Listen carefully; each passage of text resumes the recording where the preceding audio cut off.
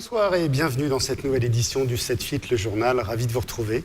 Voici les titres de ce jeudi 8 juin 2017. Ils seront 5 candidats Nouvelle Donne dans les Yvelines. Créé en 2013 par l'économiste Pierre Laroutourou, ce mouvement politique veut se faire une place dans la recomposition de la gauche.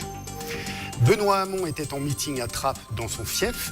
Une campagne législative difficile après les résultats de la présidentielle pour le député sortant de la 11e circonscription. Le champion du monde de pétanque malgache Nanou et son compatriote Cobra ont participé au traditionnel tournoi du club local de l'USMC, une compétition organisée au parc Jean Carillon. Et on ouvre ce journal avec les élections législatives et le mouvement Nouvelle Donne. Ils seront 5 candidats à porter leurs idées dans les circonscriptions des Yvelines. Créé en 2013 par l'économiste Pierre Laroutourou, ce mouvement politique veut se faire une place dans la recomposition de la gauche. Reportage de Nicolas Dandry. Nouvelle Donne. Une référence au New Deal, cette politique menée par le président américain Franklin Roosevelt face à la crise de 1929. Et pour les représentants yvelinois de ce mouvement, la priorité, comme dans les années 30, c'est la lutte contre le chômage. La proposition forte de Nouvelle Donne, les livres de Pierre Laroutourou, c'est sur le partage du travail, avec des solutions pragmatiques, expliquées, validées par des économistes. Deuxième point, c'est la transition écologique. 5 candidats soutiendront ces propositions dans les Yvelines, comme Gilles Pont-Levoix dans la 2e circonscription, Michel Lavezzari dans la 3e ou encore Marie-Thérèse Mantoni dans la 10e. Fonctionnaire de l'éducation nationale, cette dernière a adhéré au mouvement en 2014. Elle se présente avec une idée de son rôle de députée. On considère que la mission de député, c'est voter des lois au niveau du national, mais c'est aussi être présent dans une circonscription et être vraiment à l'écoute des personnes pour justement faire remonter et vraiment être sur le terrain parce que de toute façon, on peut pas faire les choses à distance comme ça. Voilà, il faut vraiment entendre ce que les gens ont à dire pour pouvoir penser après et faire des propositions concrètes qui tiennent la route. Lors de la présidentielle, Nouvelle Donne a appelé sur un ton humoristique à une candidature Benoît Hamon. Pour ce scrutin législatif sur le territoire yvelinois, il n'y aura pas de candidature pour le mouvement dans plusieurs circonscriptions. La 11e circonscription, on va laisser Benoît Hamon défendre ses idées, par exemple. Là, c'est clair. Benoît Hamon, dans sa candidature à la présidentielle, a exprimé des idées très proches des nôtres. Donc, on ne va pas lui faire un croche-pied. Je retrouve plus de 80% des idées de Nouvelle Donne. Donc, je peux me sentir proche du programme de France Insoumise.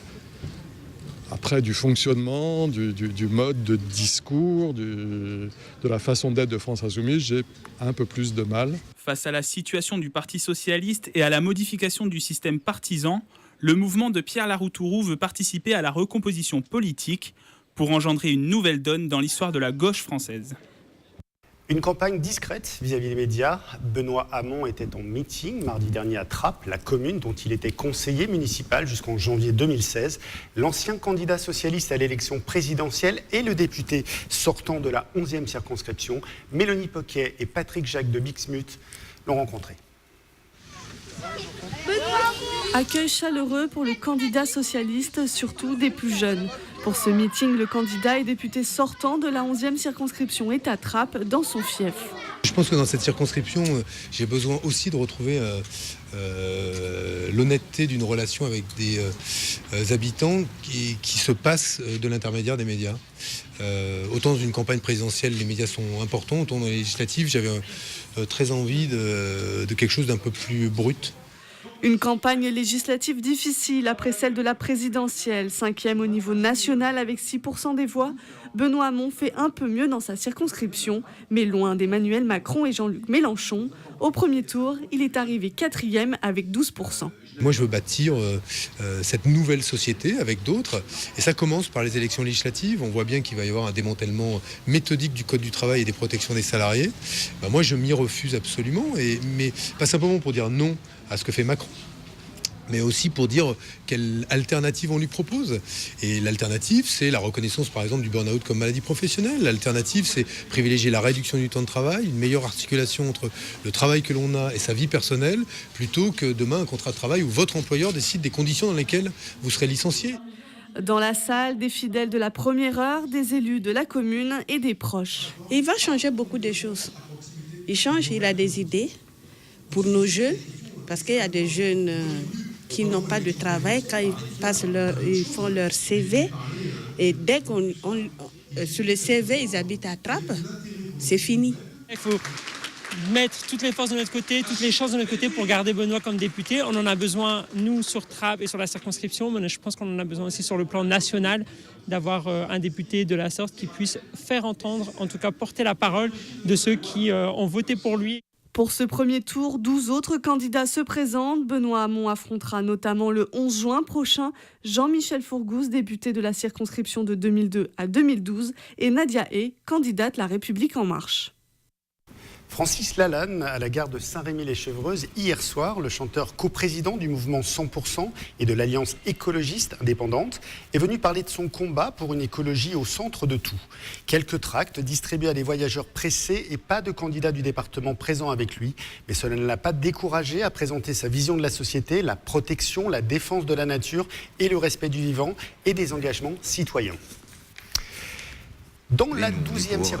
On a par exemple dans nos programmes ce qu'on appelle les systèmes d'échange locaux, les CEL, où justement vous avez un appareil photo qui ne vous sert plus, vous n'en voulez plus, il y a quelqu'un d'autre, un aspirateur dont vous avez besoin, il faut qu'il soit informé que vous ayez et lui il a besoin d'un appareil photo, il faut qu'il soit informé que vous avez cet appareil photo, vous allez échanger, etc. On a aussi par exemple mis en place la banque du temps. C'est-à-dire vous par exemple dans la journée vous avez du temps que vous pourriez consacrer aux autres, il faut que les autres le sachent pour qu'ils puissent vous solliciter. Dans la 12e circonscription des Yvelines, c'est la candidate Françoise Pinson qui représente le Parti communiste français, un mouvement qu'elle a rejoint il y a plus de 20 ans. Elle était suppléante dans la 6e circonscription des Yvelines pour les législatives de 2012. Cette fois, elle se présente comme candidate dans la 12e et développe ses axes de campagne au micro de Camille Lambert. C'est surtout contre la loi travail et contre les ordonnances. Là, c'est les axes aussi, parce que plus on aura de députés au niveau de ces instances et de l'Assemblée, plus on pourra faire reculer ces lois qui sont complètement à l'inverse de ce pour laquelle on se bat. Je ne suis pas du tout une professionnelle de la politique, et mon but, il est pas de faire ça. Mon but, il est d'être proche des gens et d'apporter les valeurs que le parti il a par rapport aux gens, par rapport aux Pissacais et Pissiacaises. Une campagne des législatives qui bat son plein à 3 jours du premier tour. Ce matin, Valérie Pécresse est venue soutenir François-Xavier Bellamy, candidat aux élections législatives dans la première circonscription. À la gare de Saint-Quentin en Yvelines, la présidente de la région Île-de-France a reconnu les qualités d'élu de terrain du candidat.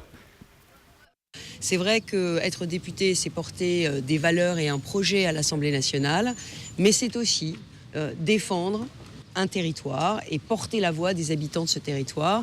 Et de ce point de vue, être élu local, connaître le territoire et être engagé depuis des années, c'est important. Et c'est pour ça que François-Xavier a souhaité que je vienne ici à la gare de Montigny, parce qu'il y a un énorme enjeu sur les transports quand on habite les Yvelines, un énorme enjeu de modernisation, un énorme enjeu de sécurisation et de confort. Dans la première circonscription des Yvelines, Florence Imbert fait partie des 14 candidats qui se présentent pour obtenir un siège à l'Assemblée nationale. Cette enseignante de 50 ans qui habite à Versailles sera la représentante du mouvement Demain en commun, une femme politique qui nous présente ses 3 axes de campagne au micro de Mickaël Elmidoro. Je pense qu'il y a un aspect très important de mon programme qui est les droits des femmes. Je pense qu'il est indispensable qu'il y ait une parité absolue dans tous les domaines politiques et économiques. Deuxième axe, l'écologie et l'appropriation par les habitants de leur patrimoine naturel, donc la création et l'entretien d'espaces verts co-gérés et partagés. Le troisième axe, c'est un axe sociétal. Alors, je pense qu'il est très important que les Françaises et les Français se réapproprient la vie politique et se mettent à participer activement à des projets citoyens. Près de 47 millions d'électeurs sont appelés aux urnes pour élire leurs 577 députés les dimanches 11 et 18 juin prochains. Des parlementaires qui siégeront à l'Assemblée nationale pendant un mandat de 5 ans. Mais quel est le rôle de ces élus nationaux? Pour en parler, Nicolas Dandry. Nicolas, bonsoir. Bonsoir Stéphane. Quelles sont les fonctions d'un député ? Alors, le député s'inscrit dans le pouvoir législatif. Sa première fonction est de proposer, fabriquer et voter les lois. Un travail réalisé en commission, comme vous le voyez à l'image, 8 au total, classés en fonction des domaines traités par la loi. On retrouve par exemple les affaires économiques, les affaires sociales ou encore les affaires étrangères. Ce travail permet de préparer les débats en séance publique dans l'hémicycle. C'est aussi à ce moment-là que le député exerce son droit d'amendement, un droit qui permet de proposer des modifications dans le texte de loi examiné. Et c'est seulement après ce travail en commission que le député vote un texte. Quelle relation entretiennent les députés avec le gouvernement ? C'est très clair, Stéphane, le député contrôle l'action gouvernementale. Chaque semaine, il interpelle les ministres lors de la séance des questions au gouvernement, des questions concernant des enjeux nationaux ou des problématiques dans sa circonscription. Le député a aussi le pouvoir d'évaluer les politiques publiques à travers des rapports, des expertises menées grâce à des auditions de hauts fonctionnaires ou de personnalités de la société civile. Vous l'avez compris, pour mener ces réformes, le président de la République a besoin d'une majorité au Parlement, une majorité qui permet de nommer un Premier ministre de sa famille politique. Le chef du gouvernement doit obtenir la confiance de l'Assemblée nationale lors d'un vote après son discours de politique générale qui intervient après sa nomination. En revanche, si la majorité des députés sont opposés au président de la République, nous nous retrouvons dans une cohabitation, une situation intervenue 3 fois dans l'histoire de la Ve République, en 1986, 1993 et en 1997. Merci Nicolas. Dans l'agenda maintenant des réunions politiques, dans la 2e circonscription, Jean-Noël Barrot de La République En Marche sera ce soir à 20h30 à l'école Pierre Corneille à Versailles. Dans la 2e circonscription, Jean-Guy Sayous, d'Hiver Droite, Démocratie Citoyenne, sera ce soir à 21h à la salle des sports de Beauplan, à Saint-Rémy-les-Chevreuse. Dans la 3e circonscription, Nicolas Tardy-Joubert, DVD, sera ce soir à 20h30 à l'école Henri Proulx, au Claye-sous-Bois. Et enfin, dans la 10e circonscription, David Jutier, écologiste, sera à 20h30 à la salle municipale des Essarts-le-Roi. Une opération solidaire au Carrefour Market de Voisins-le-Bretonneux. L'association Anaïs du Rêve à l'Espoir était présente pour récolter des dons au profit d'une jeune fille handicapée. Les soins qu'elle doit suivre ne sont pas remboursés et l'association compte sur la générosité des visiteurs pour améliorer son quotidien. L'objectif était là de récolter suffisamment pour pouvoir aménager la maison en fonction de ses besoins. On écoute la présidente de l'association au micro de Camille Lambert. L'association a été créée il y a 3 ans pour aider Anaïs, une petite fille handicapée moteur qui a eu un accident à la naissance. C'est pour lui permettre de financer des thérapies de rééducation que l'on fait principalement à l'étranger, mais également de financer du matériel médical qui est très peu remboursé par la sécurité sociale. Et aujourd'hui, on a un autre besoin, c'est de financer l'aménagement de la maison, une salle de bain adaptée. C'est la fin de ce 7-8 le journal. Merci de nous avoir suivis. Tous nos reportages sont à retrouver sur tvfil78.com et sur l'application TVFil78. Bonne soirée à tous.